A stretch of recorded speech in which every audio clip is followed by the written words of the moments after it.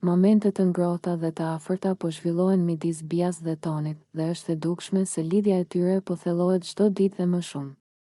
Që nga bisedat e gjata, shakat e pafundme dhe mënyra se si shikojnë njëri tjetrin në heshtje, të gjithë banorët kanë vënë re se mes tyre po krijohet një afeksion i veçantë. Në një mbrëmje të qetë, pasi banorët e tjerë shpërndahen nëpër dhoma, Bia dhe Toni ulen pranë njëri tjetrit në shtrat, duke folur me zë të ulët.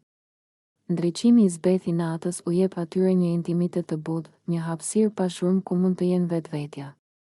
Toni e vështron Bian me një buzëqeshje të përmbajtur, duke u dukur pak i emocionuar. Bia, i thot ai me një ton të butë, mendoj se do më vinte mirë po të flinim bashkë sonte.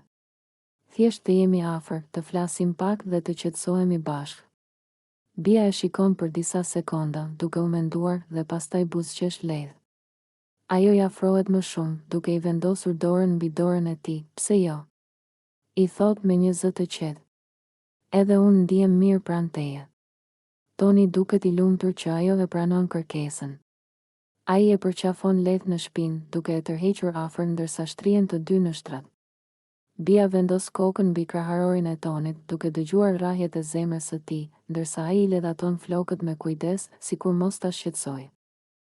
Ata flasin për jetën, për përvojat e tyre, për çfarë I ka afruar kaq shumë brenda shtëpisë. Të dy duken të qetë, të relaksuar, sikur e gjithë bota jashtë asaj dhome nuk ekziston. Gradualisht, zëri I tyre bëhet më I ngadalë, më I butë, dhe pak nga pak ata mbyllin sytë, duke fjetur krah për krah.